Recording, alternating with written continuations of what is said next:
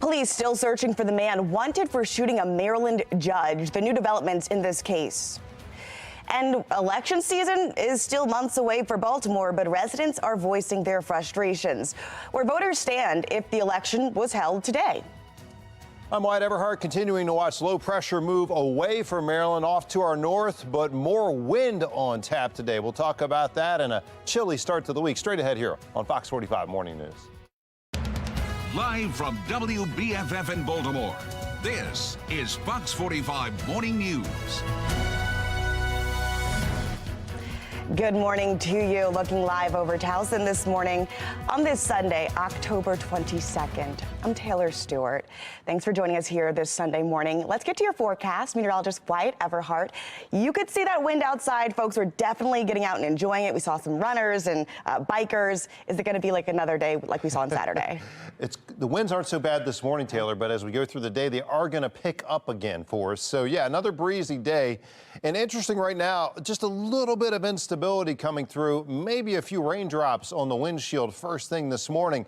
This is not going to last. It's an overall dry setup today, but some early morning brief patchy rain is possible. 50 right now, Aberdeen, 55 in the city. We're at 52 cool degrees in Easton. Again, right now the wind not so impressive, but that will be picking up through the day. So these numbers, which are in the low to mid 50s now, most of the state in the 50-degree range. Hagerstown right at 50. La Plata actually at 48, a little cooler here to the south. Those numbers are going to actually feel much cooler because, you know, we were gusting into the 30s yesterday. We'll probably be gusting at least into the 20s today. So a breezy scenario on tap for you. Here's a look at it through the day. You can see the numbers slow to climb into the low 60s. We actually ended up at upper 60s yesterday. Today's going to be a little cooler, not quite as windy, but still very breezy. We talk more about how things set up into the work week in just a few minutes. The car driven by the man wanted for shooting a Maryland judge to death has been found, but that suspect is still on the run. The Washington County Sheriff's Office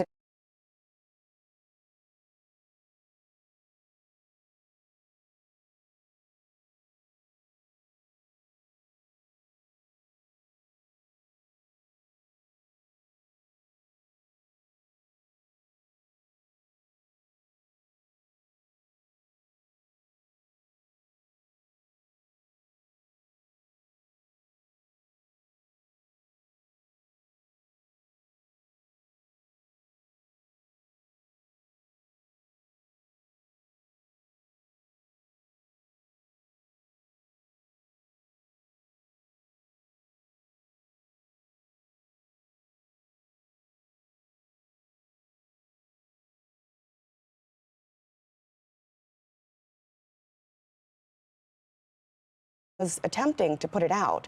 Exactly what went wrong and how that fire started still under investigation as the U.S. Fire Marshals, ATF, and the Baltimore Police Department assist in the investigation. Police say one person was questioned shortly thereafter. The police department did take somebody into custody. We did that based on some information that we had preliminarily received at the scene. That person was interviewed and that person was released. So we do not currently have anybody in custody. Now, the other firefighters injured were identified as Lieutenant Keith Brooks, firefighter Tavon Marshall, firefighter Seth Robbins, and Lieutenant Dylan Ronaldo. Robbins and Ronaldo remained in the hospital at the Bayview Hospital Burn Unit.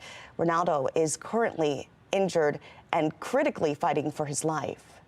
Now, I spoke with the president of Baltimore's fire union about the loss of Rodney Pitts III. Take a look at what he had to say. EMT firefighter Rodney Pitts is and always will be a hero. The Baltimore Fire Department leading a procession in remembrance of 31-year-old Rodney Pitts, the firefighter killed while battling a row home fire Thursday afternoon on Linden Heights Avenue. Hearing and speaking with his mom and his family last night, he was so excited and so proud to be a firefighter in his town. They're devastated. They lost their son, their fiance, their father, their brother. Baltimore Fire Union President Matthew Koster reflecting on the heavy loss. After spending Friday in shock trauma with the injured firefighters, BFD has now identified as Lieutenant Keith Brooks, Tavon Marshall, Seth Robbins, and Lieutenant Dylan Ronaldo. Lieutenant Dylan Ronaldo, he is still in critical but stable condition. He's still not out of the woods yet. This particular fire evolved so quickly. As for the cause of Thursday's flames that billowed from one row home to two others, Baltimore burns at twice the national rate. that's a question for U.S. fire marshals, now leading this investigation. Pitt's death reopening old wounds from last year when 3 Baltimore firefighters were killed battling a fire on Stricker Street when the entire structure collapsed with them inside. I know they're hurting from Stricker Street, from this. We're lucky that this doesn't happen more often at this point. I mean, this kind of fires happen every day, multiple times a day, and it's just, we just don't get the coverage until somebody gets injured or killed. It's reigniting questions as to whether the Scott administration has since prioritized the funding and resources needed for the fire department. We're in talks with the city now, with the administration and the mayor's administration, and we're trying. Gaza getting its first shipment of aid as the crisis worsens in the region. Still ahead, what we know so far as Israel prepares for a ground invasion against Hamas. Just a shower or two out there across central Maryland this morning. It's going to be clearing out rapidly. Cool air continuing to funnel in out of the west, though. We'll talk about how that sets up your Sunday and beyond right here on Fox 45 Morning.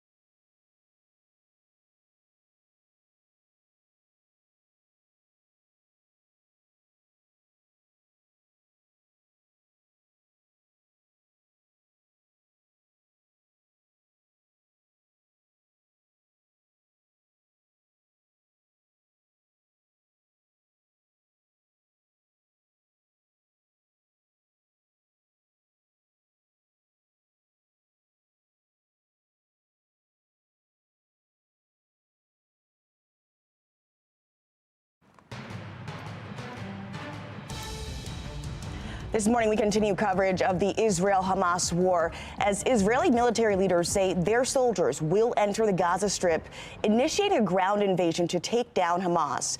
It's still not clear what that time frame will be, but an IDF spokesperson says the military is beginning to increase its airstrikes in Gaza. It comes as the first convoy of humanitarian aid and trucks were allowed to enter the Gaza Strip from Egypt. The 20-truck convoy included medicine and food, but no fuel. We'll have more on our continuing coverage of the war in Israel in about 20 minutes here. A city school officer faces federal charges for alleged overtime fraud. But who signed his time cards? Fox 45 News' Project Baltimore team investigates who should be held accountable for the potential waste of your tax dollars. And get ready for the furriest fun in Towson. Still ahead, the new doggy daycare that will have your furry friends' tails wagging with joy. Stick around here with Fox 45 Morning News, all local, all morning.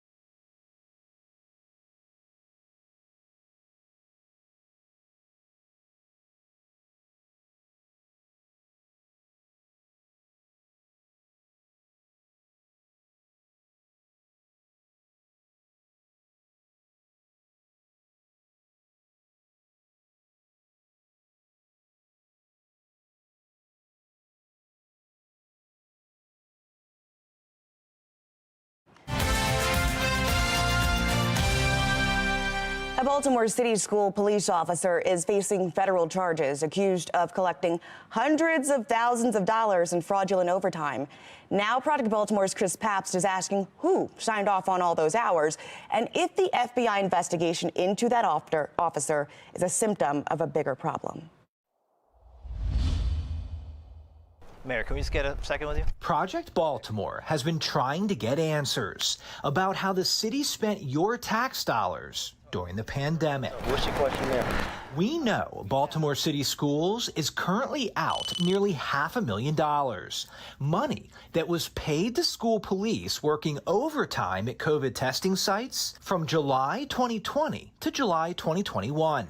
The school system asked to be reimbursed by the city, but more than 3 years later, that money hasn't been paid back. North Avenue will not tell us why.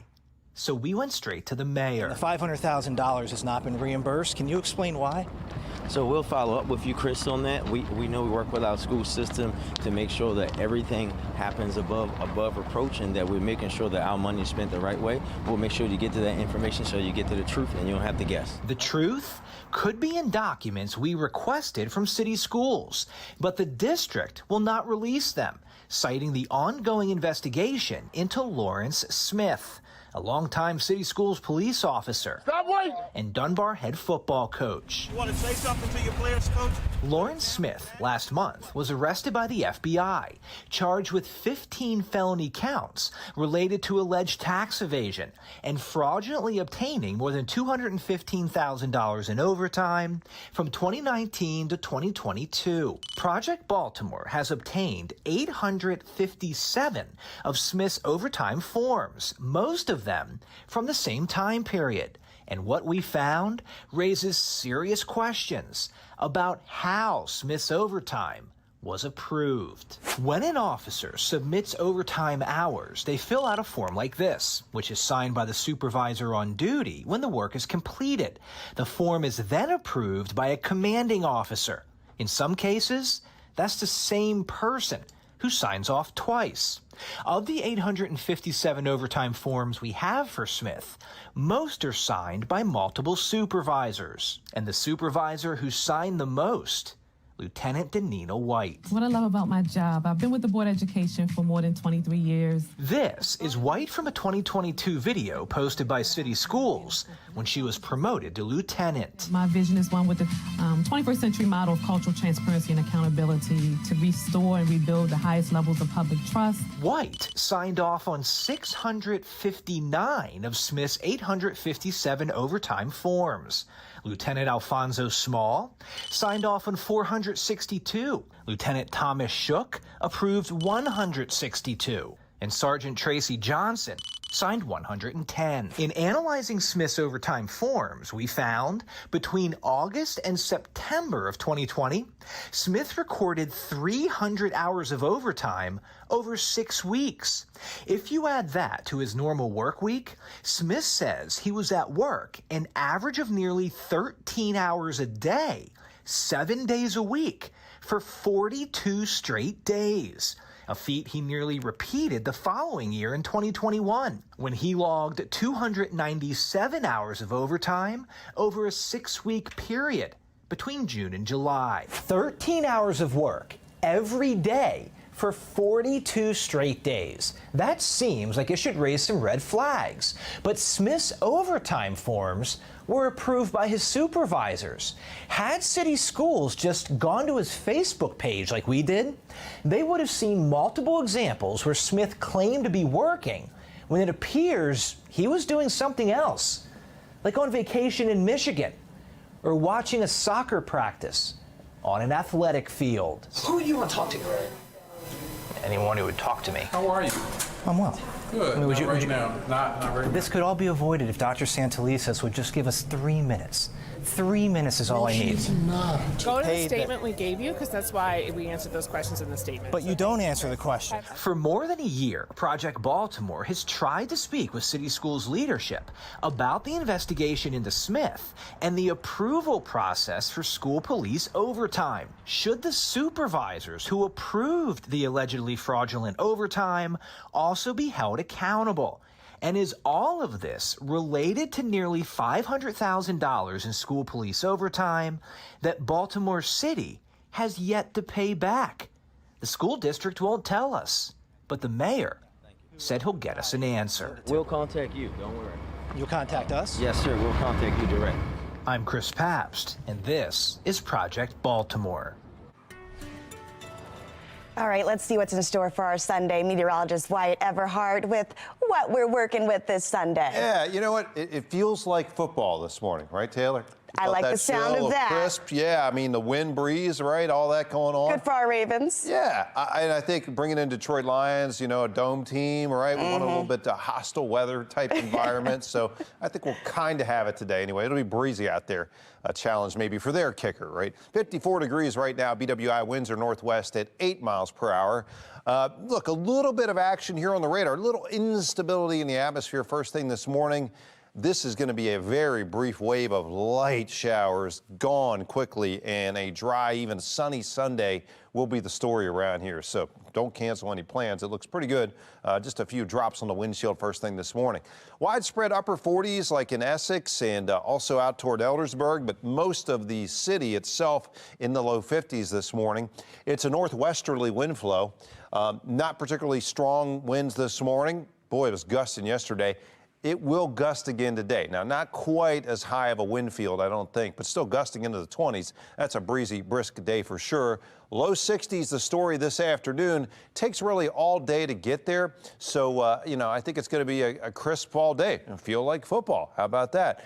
Partly to mostly cloudy for a few more hours. Then clearing skies will be the story. And you can see we're clear toward 1 o'clock and kickoff today. So it's a sunny fall day, but a crisp one and a brisk one with that breeze coming out of the north and west. Dry weather and sunny weather, by the way, holding up to start the week. And really, all the modeling showing a more significant warming trend on tap this week. But for today, it feels like fall. It feels like football as we bring in the Lions to M&T Bank Stadium. Just have that extra purple layer on out there at the field. Otherwise, I think you're looking good today. Windbreaker maybe on tap.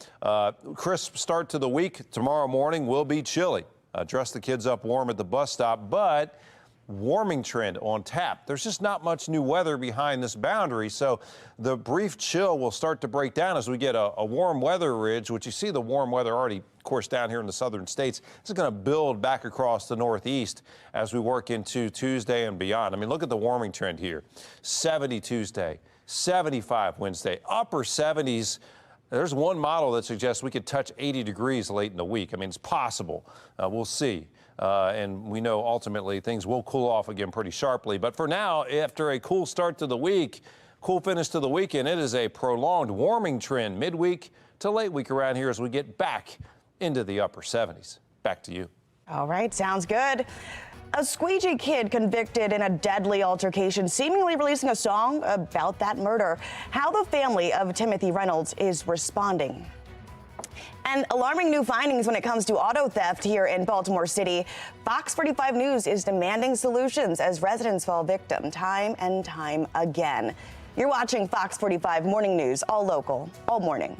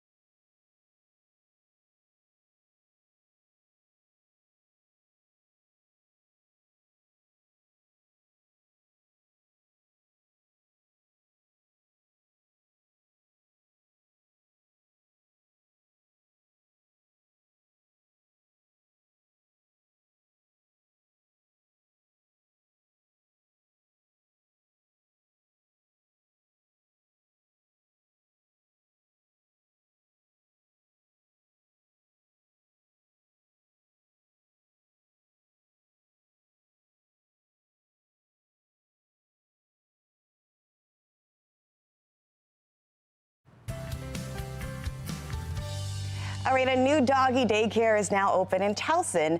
It's called Camp Bow Wow, and the new location celebrated with a puppy party. There was adoptable dogs from Baltimore County's animal shelter, pup cakes for the dogs to snack on, and prizes and games for them, too. For more on the services Camp Bow Wow offers, you can head to their website, campbowwow.com/Towson. And it's a good day to walk the dog if you like the low 60s. What you can expect for our Ravens game this afternoon. And there is a late addition to the Ravens injury report ahead of the Week 7 matchup with the Lions. The defense star the team could be without today, that's still coming ahead on Sports Unlimited. You're watching Fox 45 Morning News, all local, all morning.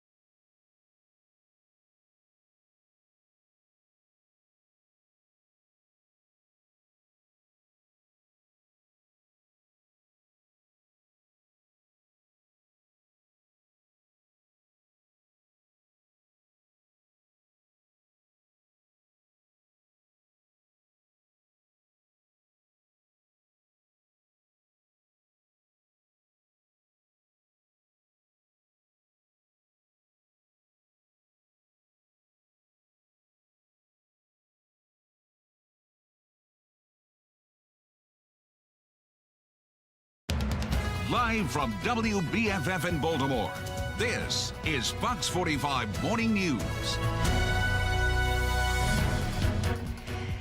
Good morning to you. Just look at that gorgeous sunrise. You're looking live at Ocean City. And I mean, we could sit on that shot for, I think, the next 30 minutes and be okay with it. Why not? Thanks for being with us this Sunday, October 22nd. I'm Taylor Stewart. Let's get to your forecast here at home. Meteorologist Wyatt Everhart. What are we working with in our region? That shot was just gorgeous, man. Beach looks beautiful. You know, I'm an Ocean City guy growing up, but I got to say, feeling like fall at the beach and here in Baltimore, too. Yeah. It's crisp out there. It's going to feel like football all day today, by the way. Few passing early showers out there. I mean, these are light, and they are going to be passing quickly. We're setting the stage for a much drier, sunnier Sunday, but a crisp day again and breezy as well. Low 50s right now for most part. Aberdeen at 50, 52 Easton, Westminster also at 55. These numbers, okay, which are widespread low 50s, even upper 40s in places like La Plata and Elkton, they're going to be slow to warm up today. Not as windy as yesterday. I mean, it was blowing out there yesterday, 30, even gusts to 40. Today, I think we're more seeing gusts in the 20s, but it's still going to be a breezy day. Not a lot of wind first thing this morning, but once that sun gets up, starts stirring the atmosphere, it's going to be another breezy, brisk Baltimore day around here in the low 60s, feeling a little cooler than that, but there will be quite a bit of sunshine. We talk more about how things trend into the week ahead. Some significant changes temperature-wise, they're coming up. This morning in a city in crisis, hundreds of cars stolen each and every week here in the city. Among that massive spike in car thefts this year, it's stressing police, it's filling impound lots and putting more Baltimore residents in danger. Why don't you take a look at this? It's a bird's eye view of the Baltimore City impound lot, and you can see hundreds of cars, many of them stolen and towed there after they were recovered by police. Fox 45's Amy Simpson investigates what happens after those cars are stolen. A graveyard of cars.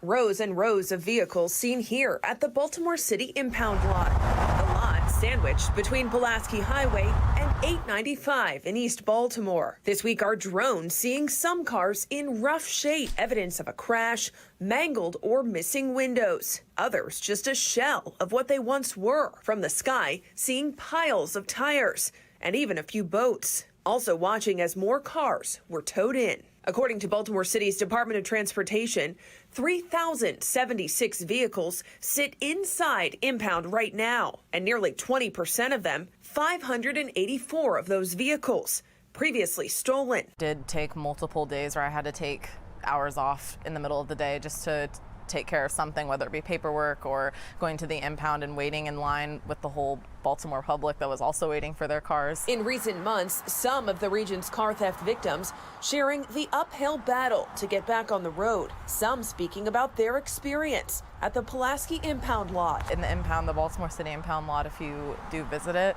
you'll notice that there's like sections specifically for Hyundais and Kias that were smashed, and I'm just lucky that my vehicle wasn't one of those. The city tells Fox 45 News it takes a, quote, median of 14 days for owners to get stolen cars out of impound. And to help expedite their release, the city says it lifted all fees associated with car theft, adding no appointment is needed to retrieve a stolen vehicle. And in a, quote, best case scenario, a stolen car can be released same day with the correct documentation. I mean, there's no reason why your car should be held hostage for 30 days in the impound zone. But this Baltimore County woman described a weeks-long ordeal, saying she resorted to paying her thieves 2 speeding tickets to free her car from city impound. I had to go online and pay it. $80. And now I have to go to jump through hoops to try to get them to give me my $80 back. And the latest data from Baltimore police reveals more than 8,800 cars have now been stolen in Baltimore City since January 1st. At this rate, Baltimore will likely see more than 10,000 cars stolen before the calendar even reaches December. In Baltimore, Amy Simpson, Fox 45 News. All right, thanks, Amy. And if you have a stolen car story or know someone who's been impacted by the spike in auto thefts, we want to hear about it. Just go ahead, scan that QR code right there on your screen, or send us an email to news@foxbaltimore.com. But if you were to talk to any parents in these neighborhoods, we all are fearful of our kids going to school. And that's because the start of the school year, since then to now, 3 guns have been found in Baltimore City schools. Last year, at least 15 were found in a school, including one found on the Brooklyn Day mass shooting suspect. Fox 45's Vincent Hill sat down with the mother of 16-year-old Isaiah Carter, who was killed outside of Patterson High School. She talked about why she feels the city still has not done enough to keep Baltimore children safe in and around schools. Walk me through that day when you found out about Isaiah. How did you find out? There was first an automated call from Baltimore City Schools. Michelle Hines, reliving the moments she found out her son, 16-year-old Isaiah Carter, was shot and killed outside of Patterson High School. I'm so accustomed to these calls anyway, I didn't think anything of it. About 10 minutes later, the principal called and she says to me, "Oh yeah, Michelle, I'm so sorry. Did you hear about what happened to Isaiah?" Did you talk to the mayor after Isaiah was killed? Yes, he apologized for my loss. And then he said that, you know, it bothered him and he's sorry that my son's death kind of pushed them into the right direction for school safety. And it shouldn't have taken something like that to happen. I was appalled. Several guns found in schools so far this year already. Do you think the city's doing enough to keep guns out of schools and keep Baltimore City kids safe? I don't. And I ride around the city during the school days just to see what it looks like now since all of these deaths have happened. I'm still seeing the same amount of kids outside. I'm still seeing kids walking down the street and I'm like, is this a school day or not? But kids are getting guns, kids have weapons, kids are going to school, and we're terrified. Hines says Baltimore police aren't focused on keeping kids safe. In Fells Point, I see several police officers. I never ride through this city and see several police officers near any of these schools who've had so many egregious acts happen in the last year. And she's still appalled by the words of Mayor Brandon Scott. I didn't want my child to be a martyr. I didn't want my child to be murdered. Right. And then hearing about kids still being able to get guns into these schools, that doesn't tell me anything. That doesn't tell me that my son's death actually meant anything to you. Well, in addition to frustrated parents, Fox 45 has heard from more than a dozen top prosecutors across our state. They're taking issue with the state's juvenile justice laws. Those prosecutors represent more than 5 million people, about 87% of the state's population. And they're taking issue with 2 laws in particular here. The Juvenile Justice Reform Act that limits children 13 and under from facing most charges. And then there's the Child Interrogation Protection Act, which prevents police from questioning suspects who are juveniles if they do not have an attorney and a parent's permission. Seeing like a revolving door, the same juvenile offenders over and over again, coming in the door and then going back out the door to continue to engage in their nefarious activities. There's not a whole lot we can do about it because we're hamstrung by the laws that are in place. You can protect the child and also protect society. If we deter that communication, we inhibit our ability to address crime. If we don't do something to hold these young people accountable, they will continue to run and almost have lawlessness in our cities. And we can't have that. Now, today at 11, Timothy Reynolds' family is holding a vigil to honor his memory. That will be at the corner of Conway Street and Light Street, where he was killed. There will also be a tribute for Reynolds before the Ravens game today. And the family's attorney, who represents them in civil court, Tharubik Naraja, he's going to be available for questions about the rap song that Reynolds' killer released just weeks after he was convicted of the murder.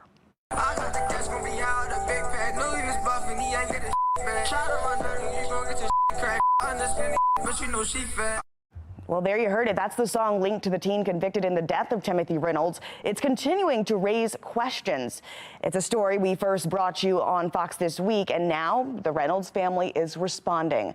The song was shared by the teen's mother on her Facebook page, seen here in late August. The lyrics mirror details from Reynolds' death. He was shot multiple times at the Inner Harbor in July of 2022. This was after he confronted a group of kids with a bat. Now, Tim's widow, Shannon, says these lyrics are difficult to listen to. I'll just say it was horrifying to hear the rap about my husband's murder. And everyone, all our friends and all our family are just absolutely sick to our stomach. Now, it's not clear if the teen in question is actually the one singing this song, but his mother shared it and posted it, telling people to check her son out.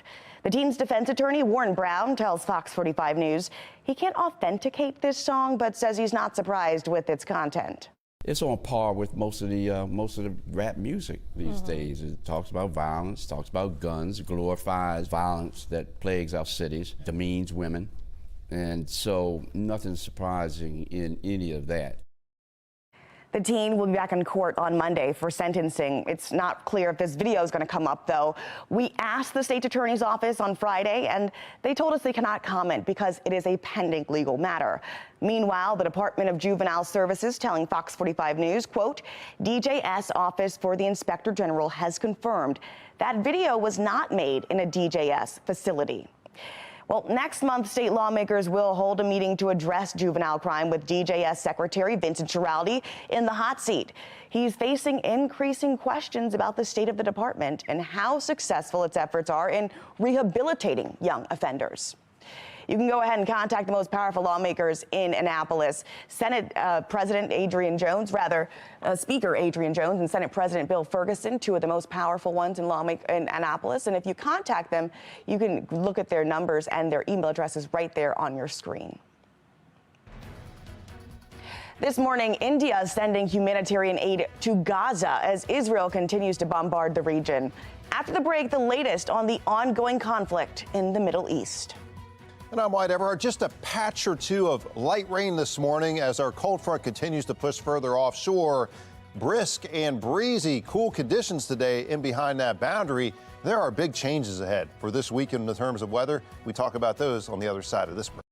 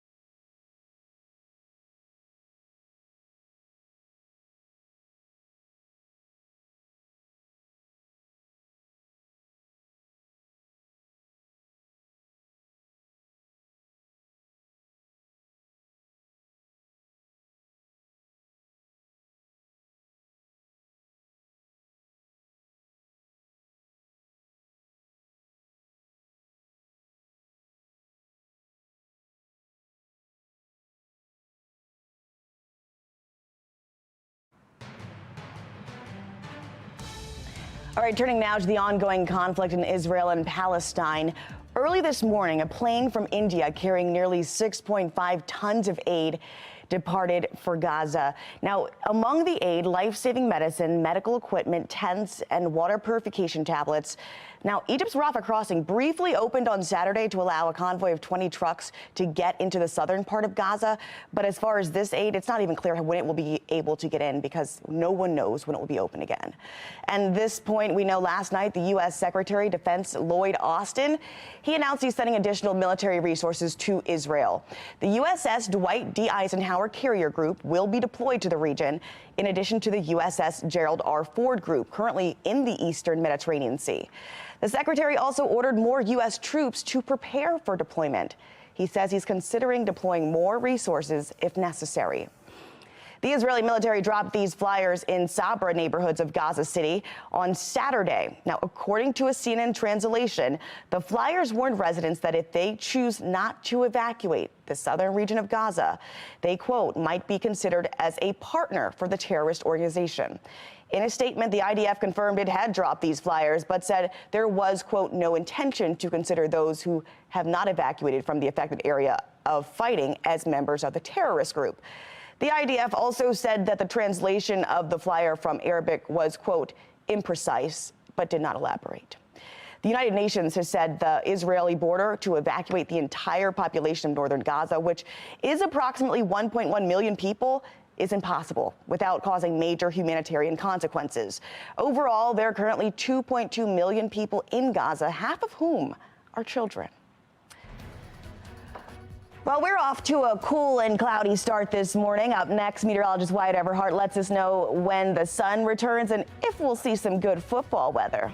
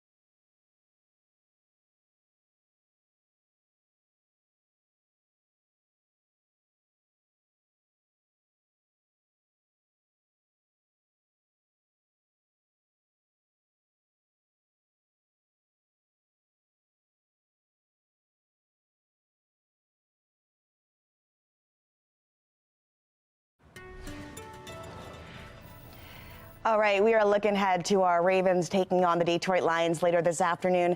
And we're hoping the weather works in our favor. We're a kicker, Justin Tucker. We don't want too much wind for him, but we want some wind for the other guys. Let's go ahead and over to meteorologist Wyatt Everhart. Is that going to be the case? I'm really holding out for us today.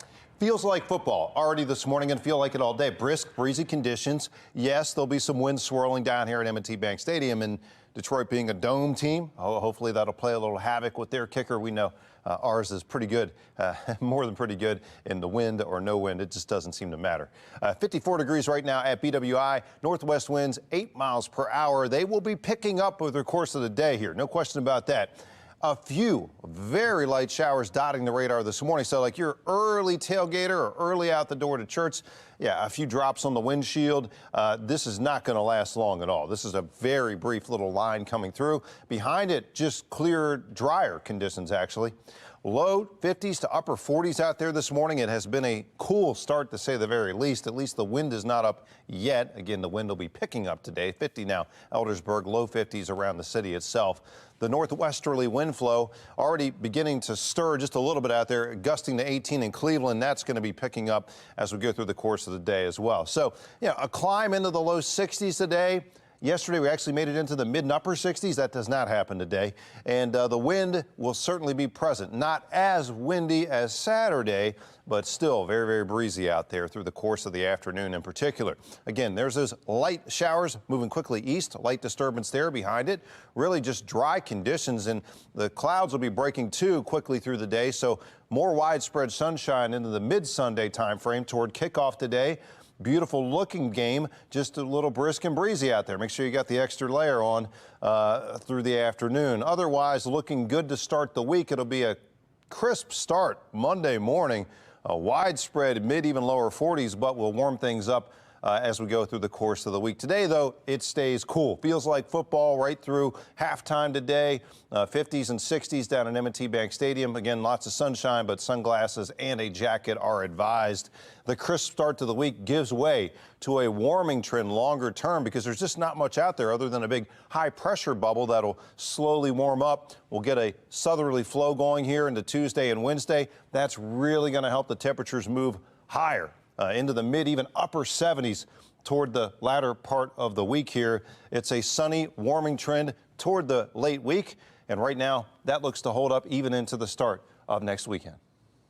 Well, sounds good, because the Ravens taking on the Detroit Lions at 1 o'clock this afternoon. Rocco DeSangro has a preview of what you can expect for today's game. You're watching Fox 45 Morning News, all local, all morning.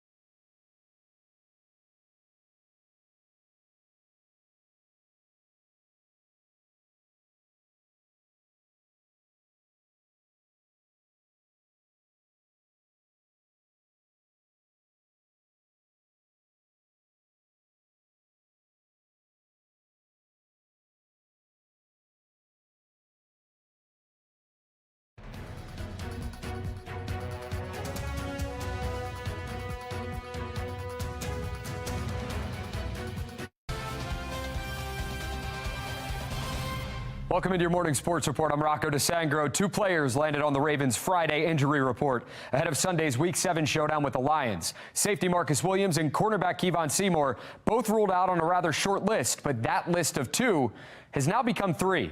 Marlon Humphrey is dealing with an illness, and he was a late addition to that injury report. Humphrey, who missed the first 4 games of the season after undergoing foot surgery, is now questionable for Sunday's tilt with Detroit, and that's something to keep an eye out for today when the Ravens release their inactive list. For the Lions, starting left guard Jonah Jackson and running back David Montgomery have both been ruled out against the Ravens. Montgomery, the team's leading rusher, has 385 yards on the ground and 6 touchdowns through 6 games. So that's a huge blow to the Detroit offense, and that means it'll be rookie Jahmyr Gibbs handling the bulk of the carries on Sunday. Well, we watched him in college, obviously, you know, and he's very talented, very elusive, tough, hard running back, and the snaps he's taken so far for the Lions have been the same. So, and he's very versatile. To do everything they can do in the backfield, lines up as a receiver, a lot of screens, all those things. The last 2 games, it's been a tale of 2 halves for the Ravens. In the first half, and I'm talking about the offense, by the way, the first half the team has looked solid, but the second half has been a different story as Lamar and company have been unable to find the end zone in the final 30 minutes of either game. So what gives? Odell Beckham Jr. basically said the team has to keep the foot on the gas, and offensive coordinator Todd Monken agrees. You certainly do want to keep your foot on the pedal and keep whatever that's, keep your foot on the gas and keep driving, of course. Not turning it over, being explosive, converting on third downs, scoring touchdowns in the red zone are all a big part of what makes an offense successful and all the ways why a defense is successful, right?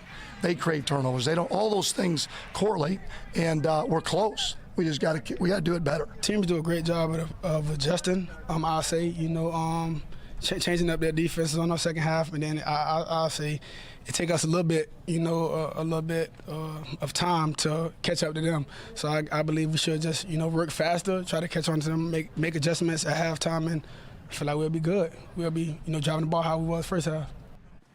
Imagine getting fined at your normal everyday job. Well, 5 Ravens were fined for their actions in the Week 6 win over the Tennessee Titans.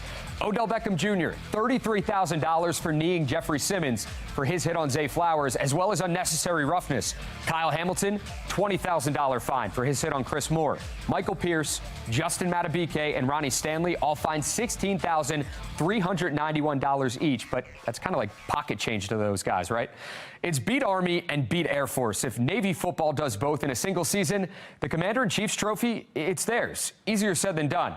But a win over the Falcons would be a huge step in bringing that hardware back to Annapolis. Roger Staubach and the great 1963 team honored before the game, scoreless after 1.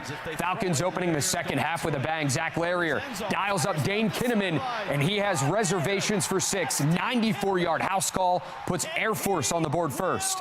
Let's go to the 4th. Navy trailing by 10, deep in the road. Towson on the road against William and Mary. Tribe looking like they were going to run away with this one early on, jumping out to a 17-0 lead, but not so fast. The Tigers would roar back and score 34 second-half points. Devin Matthews punches it in from 10 yards out to tie the game.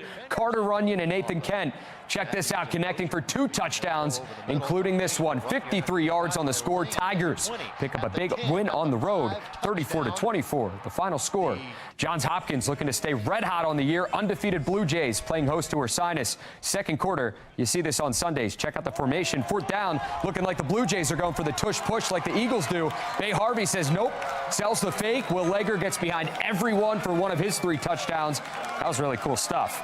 And the Blue Jays get the win in this one, 42-14, so they'll take that as well. Stevenson and Misericordia going head-to-head at the home of the Mustangs. Stevenson up 6-0 when Jacob Hunter scores on the keeper. Cougars take a 7-6 lead. Lewis Klauser says, yeah, I can do that too.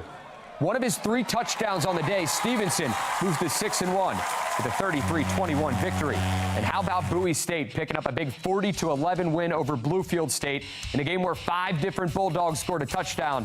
McDaniel entered the day in search of its first win of the season. They fall to Franklin and Marshall, 27-17. That's your morning sports report. I'm Rocco DeSangro. Have a great Sunday.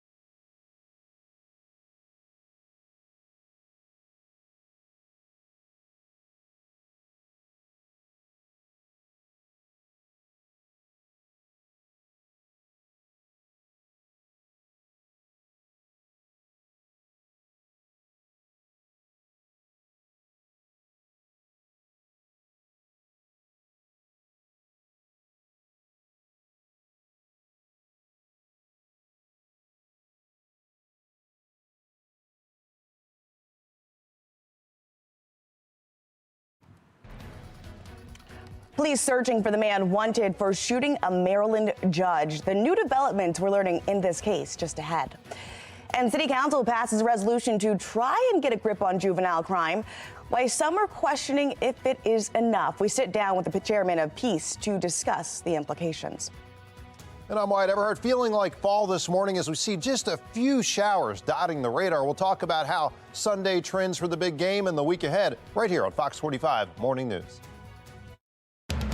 Live from WBFF in Baltimore, this is Fox 45 Morning News. Good morning to you, looking live over Towson. As you can see, those fall leaves peeking through. Thanks for being with us this Sunday, October 22nd. I'm Taylor Stewart. Let's go ahead and get right to your forecast. 8:01, Wyatt, meteorologist Wyatt Everhart. I almost called you Amy. Didn't do it, but we missed her, right? Hi, Amy. Hope you're watching. Hi, Amy. Mom and baby, right? Look, we've got great fall weather on tap today. It's going to feel like football, right? Low to mid 50s out there. So dress with that extra layer first thing out the door this morning.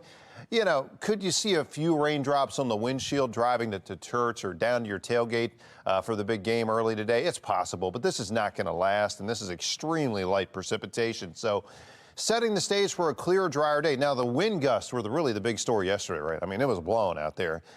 Those are going to be back today, but not as strong. Okay, we're gusting 30s and 40s yesterday. Today, I think we'll gust into the 20s, so not quite as windy, but a very breezy and brisk day nonetheless. And we're already seeing those winds around 10 miles an hour out of the northwest. They pick up today as the sun comes up. The atmosphere starts to mix. We'll be in the low 60s, so again, a crisp fall day that feels like football. We'll talk about how things could feel a little more almost summer-like around here by the end of the week. That's coming up. The car driven by the man wanted for shooting a Maryland judge to death has been found, but the suspect is still on the run. The Washington County Sheriff's Office announced they got a call about the suspect, Pedro Ergote. He got a silver Mercedes. It's a 2009 GLE, but someone in Williamsport found it but have not been able to search that vehicle, according to police. They say they do have a search warrant as Ergote is wanted in connection with the attack on the Circuit Court Judge Andrew Wilkinson. He was shot in his Hagerstown driveway on Thursday night. The 52-year-old later died in the hospital. Now, police believe this was a targeted attack. This was a targeted attack on Judge Wilkinson. Being a judge is not an easy job, and unfortunately, we saw last night when things can, one of the worst things that can ever happen. Now, Ergote is believed to have killed the judge as an act of revenge because on Thursday, Judge Wilkinson signed papers finalizing Ergote's divorce. He ordered child support payments and awarded sole custody of Ergote's 4 children in this case to his ex-wife. He is described as 49 years old, 5'7", weighing 130 pounds. He's got black hair, brown eyes, and the U.S. Marshal Service is offering a $10,000 reward for any information leading to his arrest. He's pulling one of the levers that the council needs to pull to bring all of the interested parties together. That was Councilmember Felicia Porter on the resolution passed by City Council to try and curb juvenile crime. But some say the resolution sponsored by Councilman Robert Stokes is a step in the right direction. Others say it's still not enough. Joining us this morning, Giovanni Patterson, the chairman of Peace. Good morning to you. Now, the crux of this resolution is a commitment for city agencies to take a deeper dive into juvenile crime and come back in 30 days with their findings. What does this have teeth to you? So first, it is symbolic at best, but I think it is a step in the right direction because we haven't, I don't think the council really examined what it could have done up until this point. When we talk about youth crime, a lot of it exists because there's not much, for the youth to do. We address jobs, with the economic infrastructure of the city, our infrastructure, with the crime, obviously, with not holding criminals accountable, and our education system. But the city council hasn't been willing to report on anything in that matter. Right. And I think what many folks have been saying is not enough in this is the action piece that follows. In 30 days, they'll come back and discuss what their agencies have done, what their agencies have found with respect to juvenile crime. What should be the action that follows? Well, look, I mean, the city council does have the power to remove and to recommend removal. For example, when's the last time you've heard anyone on the city council recommend the removal of the school board CEO? I mean, when we talk about the lack of consequences, that's example number one, where, you know, again, this environment where there is no consequences or are no consequences for anything, for crime or for failure in education. The Department of Juvenile Services just released a report in September, and in it they write that the number of juvenile crimes and young people who have been victims of them have been increasing steadily over the last 5 years. In fact, it's quadrupled in terms of the amount of young victims. When you look at this issue from the state level, do you think that this is something our city council could really get a grip on when you see this happening, I mean, across our state, across the country? Well, I mean, you see what, you know, the mayor and the council can do. They always, you know, they put these resolutions forth to call on, you know, external parties. For example, the mayor called on Congress in efforts to reduce the gun violence and we saw as a reaction to the Morgan State shooting. So what the city council can do is say, you know, we're calling on our state legislature and the mayor, and recommend that to the mayor as well, for all these crime policies, really that's made that increase of crime happen this year. I mean, we talk about juvenile crime from last year to this year, you know, from carjackings to, you know, the amount of homicides in our youth and the amount of youth carrying guns. A lot of that has come from the laws that have been passed now at the state level. And we, you know, again, I say we need to do an after action report. I'm saying that for a few weeks now on the legislation that has been passed. And I think our council can look at our lawmakers of the city can look at what the laws from the state level, what laws from the state level have impacted the youth crime crisis here. And as we reconvene in 30 days with these findings, are you hoping to see something different than what we've seen in the past? Are you confident, I guess, really is the question? Well, if the council is really willing to ask tough questions instead of the softballs that they generally give to the various departments, then maybe we can see a step forward, right? But right now, you know, this is another opportunity for everyone to give themselves a pat on the back and congratulate for the work they've been doing and make the stats look good. But a good first step in your view? It's a good first step, but, you know, what are we going to do with it next? That is the question. And that's the question we'll be continuing to follow as we continue to speak about this. We'll see you next Sunday, and we'll have an update. Thank you, Giovanni. Thank you. All right, Baltimore is still mourning the death of yet another firefighter. We're going to hear from the Baltimore Fire Union president as the frustrations over department funding are reignited. And our cold front that brought the winds to Maryland continuing to move offshore. It'll stay breezy today. A couple of showers on radar this morning. We detail your Sunday forecast and the week ahead right here on Fox 45 Morning News.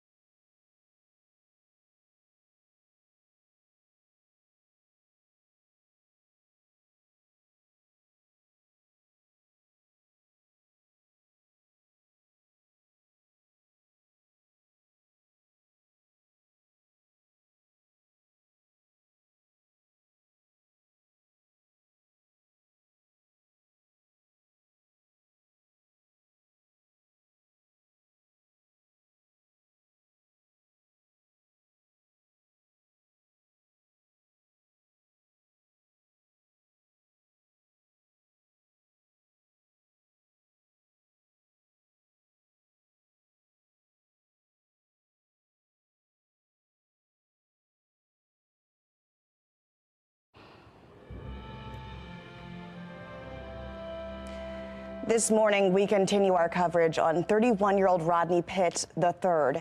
He's the firefighter who was killed battling a fire Thursday afternoon, and he'd only served for a year protecting the city while working on Engine Company 9. Investigators say Pitts was one of two firefighters who had to be rescued after that fire just suddenly strengthened. The department was attempting to put it out, but exactly what went wrong and how the fire started is still under investigation. The U.S. Fire Marshal, ATF, and the Baltimore Police Department are assisting in the investigation. Police say one person was questioned shortly afterwards. The police department did take somebody into custody. We did that based on some information that we had preliminarily received at the scene. That person was interviewed, and that person was released. So we do not currently have anybody in custody. The other firefighters injured were identified as Lieutenant Keith Brooks, firefighter Tavon Marshall, firefighter Seth Robbins, and Lieutenant Dylan Ronaldo. Robbins and Ronaldo remain at the hospital at the Bayview Burn Unit. Ronaldo is critically injured and fighting for his life.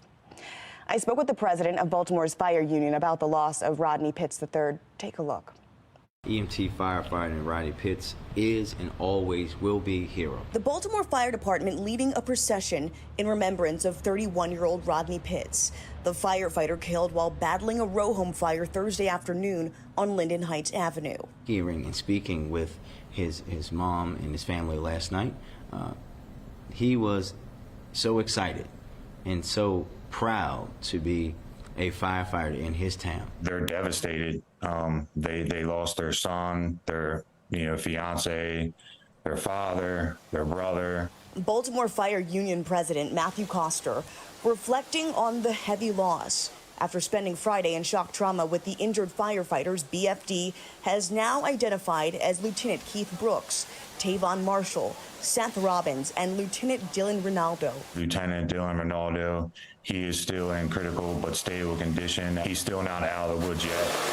This particular fire evolved so quickly. As for the cause of Thursday's flames that billowed from one row home to two others, Baltimore burns at twice the national rate. That's a question for U.S. fire marshals, now leading this investigation.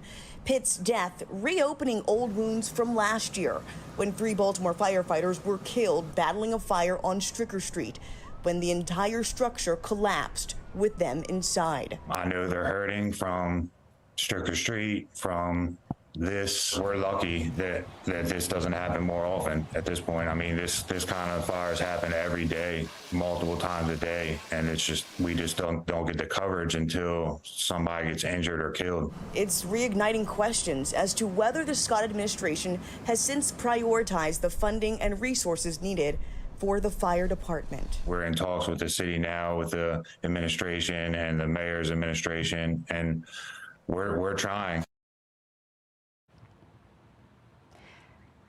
All right, here's a look at today's Steals and Deals. The following segment is sponsored by Naki. You know, I am always looking for new products to help keep me and my family safe, and I spend a lot of time in my car. I know you do too. So I am so excited to introduce you to the Minolta Dash Cam. Now, this gives you evidence if you're in an accident, and that is evidence at your fingertips. It records exactly what happened, and this is going to save you a lot of money on insurance claims. And it's extra peace of mind. It's really an investment for protecting your family, and I love that. Now, Minolta, as we know, is just such a trusted brand, and you can record inside and outside of your vehicle. Also, the camera, high resolution, 120-degree lens, clearer footage than any other dash cams on the market. And it automatically, I love this, automatically records collisions when you're parked. How great is that? And as I say, it includes the windshield mount, the memory card, also this power adapter, everything you need to get started right here, all in one piece. So right now, we're offering 47% off the Minolta dash cam, and I want you to head to asadeals.com for this exclusive offer. This is just something, protection for you and your family that you are going to love.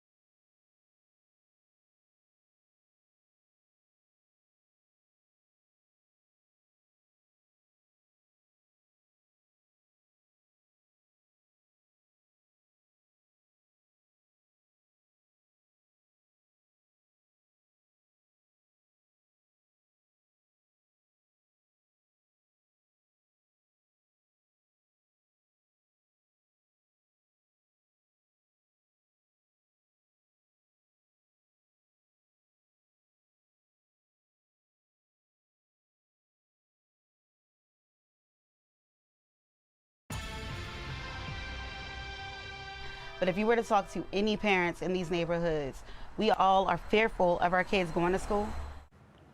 And that's because since the start of the school year, 3 guns have been found inside of Baltimore City schools. Fox 45's Mitton Hill sat down with the mother of 16-year-old Isaiah Carter, who was killed outside of Patterson High School last school year. She talks about why she feels the city has not done enough to keep Baltimore children safe in and around schools. Walk me through that day when you found out about Isaiah. How did you find out?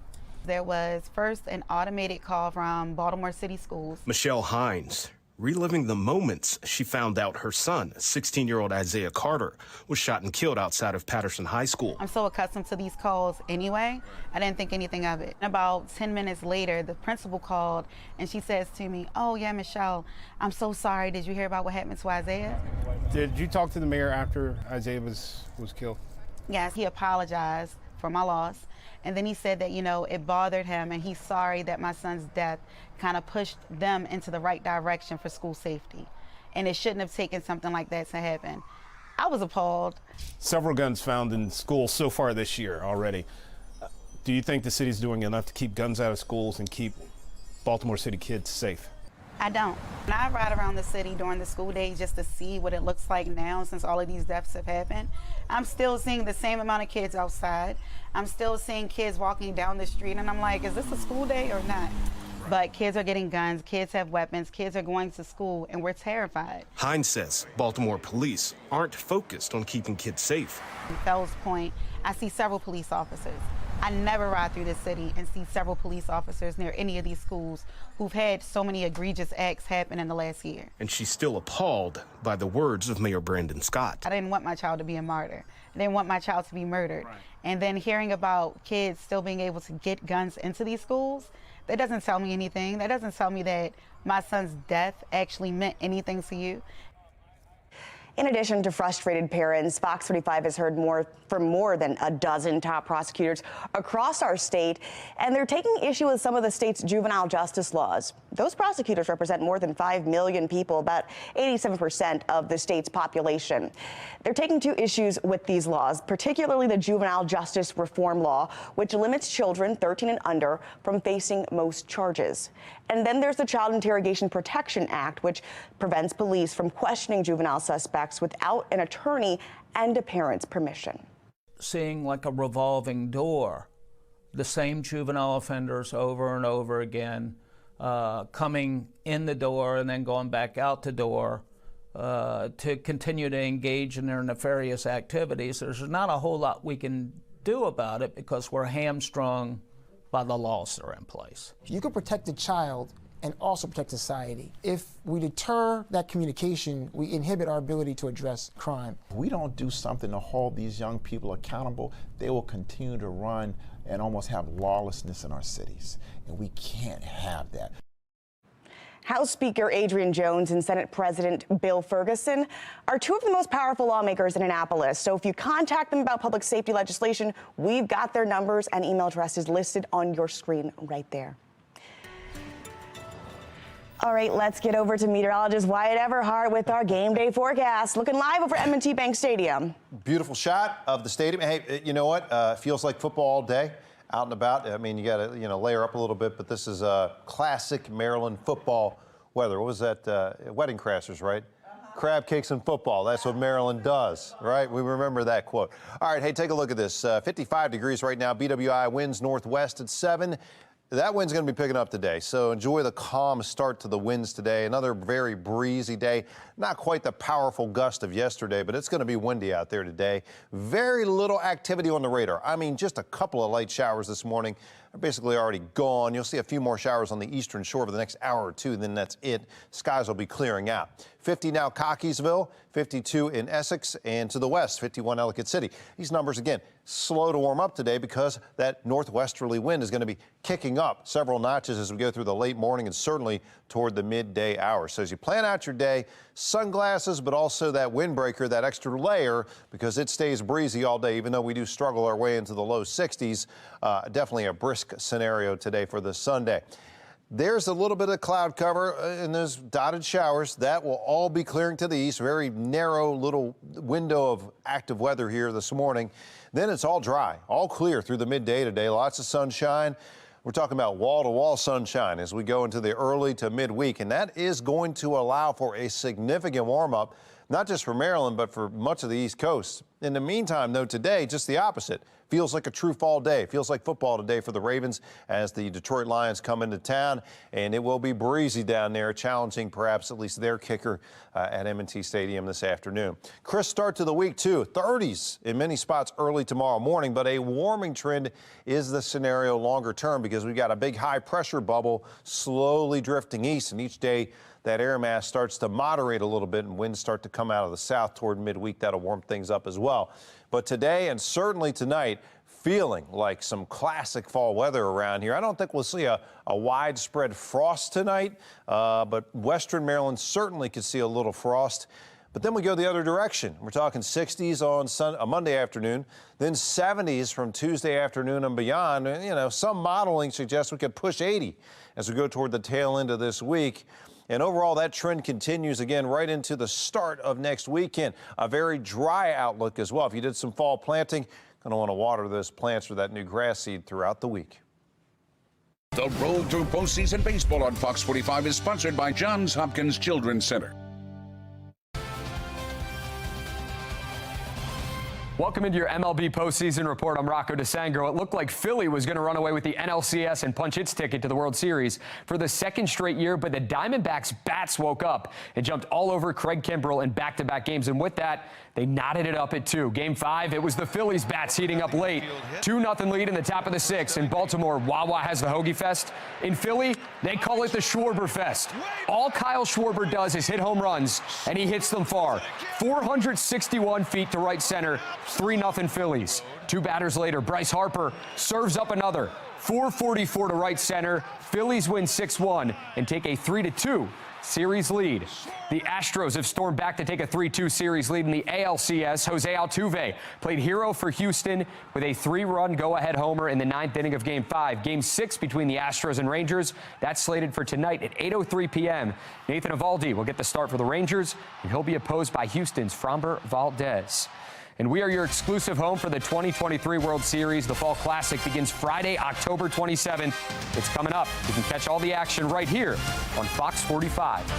That's your MLB postseason report. I'm Rocco DeSangro. Have a great Sunday. Okay, you're about to see what might be the most Australian thing ever.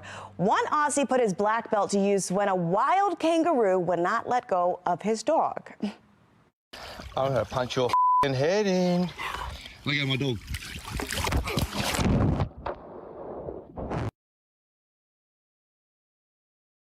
Okay, martial arts instructor Mick Maloney, oh my goodness, slapping a kangaroo. Then the kangaroo smacked his phone into the river, but did release that dog. After the incident, Maloney just could not stop laughing, even teasing the 3 dogs that he was walking that day. But his dog's okay. It definitely left a mark on Maloney's hand, though. Wow, what a fight. Authorities in Southern California have arrested a person they say detonated an explosive hidden device inside of a teddy bear. Check out this video. It shows the suspect placing the teddy bear in an open parking lot. Moments later, it begins to smoke, and then you can see there, it explodes. Thankfully, nobody was injured in this incident. Well, an ailing rescue kitten found an unlikely hero in another furry friend. This is after coming to the Nebraska Humane Society. The kitten was dealing with flea anemia, but some quick-thinking volunteers transfused blood from this Siberian husky. They used the healthy dog's blood to save the cat. That dog's name is Sir Bret Michaels. Yes, as in the singer from Poison, which is actually ironic given that this heroic husky was the antidote. I love that. Well, you're going to love this if you like some good football weather. Temperatures in the low 60s. Meteorologist White Everhart lets us know what's in store for your work week in his 7-day forecast. Stick around. You're watching Fox 45 Morning News Weekend Edition. All local, all morning.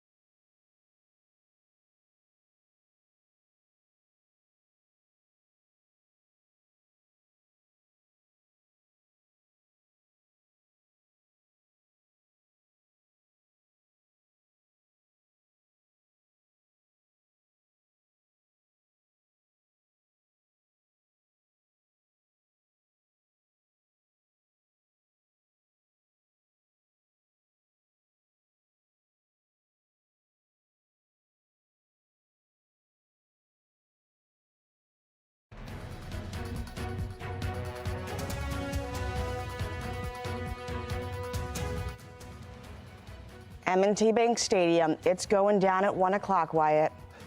It's going down. Yeah, you know, we don't get the Lions here that often, so it's an interesting matchup, right? Yeah. They're better than they normally are this year. I still want to send them packing. They're an indoor team. We've got some classic Maryland fall weather today. Low 60s, not as warm as that dome in Detroit. And I'll tell you something else, the winds will be whipping out there today, so if it comes down to a kicking game, I feel good about I feel good about Tucker, too. Now, the rest of the week here, I mean, you talk about a change. We go from the chill to the warmth, and lots of sunshine throughout the week as well. So, warm weather fans, enjoy. We got another